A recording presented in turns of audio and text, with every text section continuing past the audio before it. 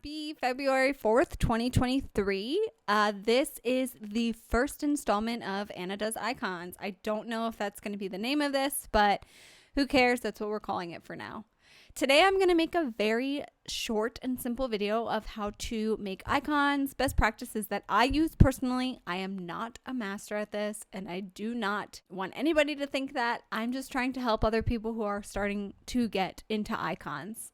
Like I did recently. We're going to go over some tips and tricks that I utilize when I build icons. Again, I'm not a master at this. I just learned. But I want to help other people get started because building icons is so much fun and it's a lot simpler than I thought it was. Some things to note are the sizes. So I work to build small icons. So the size of 24 by 24 is usually the size of the icon that I build.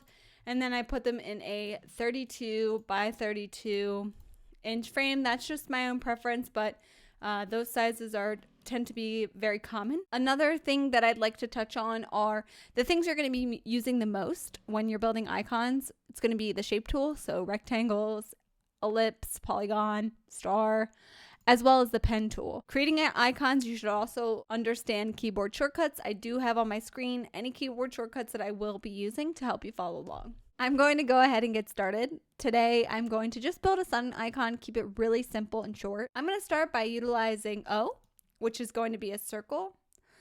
I'm going to build this to, let's just say 14 by 14. I'm going to throw the stroke on it, remove the fill. Now, something important to know about the stroke is you're not going to have a lot of success when you're new to icons building with inside, because inside the stroke transforms the actual path differently than, say, outside or center does. Center is what I use. So when you're building icons, you should be utilizing center. It's going to make your life really easy. Also, because I am building a small icon, a 24 by 24 pixel icon, the stroke I'm going to use is 1. I don't exceed 1. This is just my happy place, just to note. So be aware of that. When you're looking at your stroke, you should be cognizant of your endpoints and your joins. So personally, I always use rounded joins and I always use rounded endpoints. You'll see in a second. So in order to make the rays of the sun, I'm actually just going to use the pen tool. Make my little ray the size that I want it, right? Let's just say I want it to be this size. Make sure it's in the center of the circle. And now what I can do is I can rotate this and replicate it. I'm going to use a plugin. So I'm going to press Command / I'm going to find rotate replicas. I could type it here and it would pop up. And I'm going to make 10 of these. Notice this red dot that appears in the center. That red dot is going to be what makes us center those replicas around that certain point. So once I'm done, I know I'm doing 10. I'm completely finished with the icon. Notice everything is centered. Notice everything is one stroke. And the next thing I'm going to do is really important. It's going to be Command E. What Command E does is that allows me to make this as it's one vector, right? Instead of multiple vectors. If they are multiple vectors, I can move things out of place on accident and it becomes really cumbersome. Once I know this is the shape I want, I always do Command E. And you have to ensure that everything is going to be center and whatever the stroke you want to do. Because if you make these points, say inside, it changes the whole object.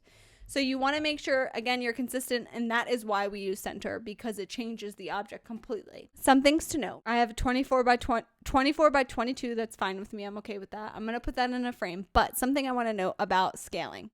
You can always, if you are absolutely sure and done, you can press Command Shift O and outline your strokes.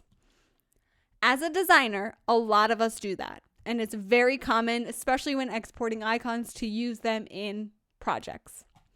Me personally, because I'm the only person using my icons, I keep them unoutlined. I do not outline my strokes. I find that to be much simpler. If I need to edit it at any point after, I can. To note, I can edit it at any point if I keep it in outline stroked. But what I would like to show is what happens when you scale this up to, let's just say 240 as outline strokes, right?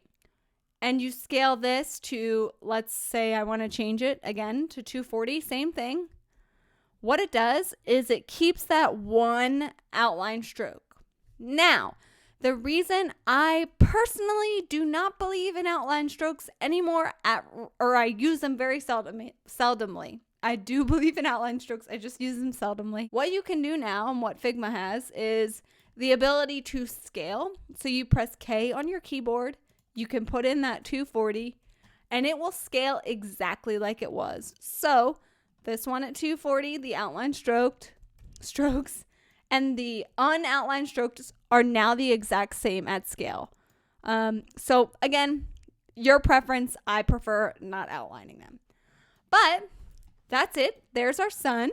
It's 24, exactly what I want.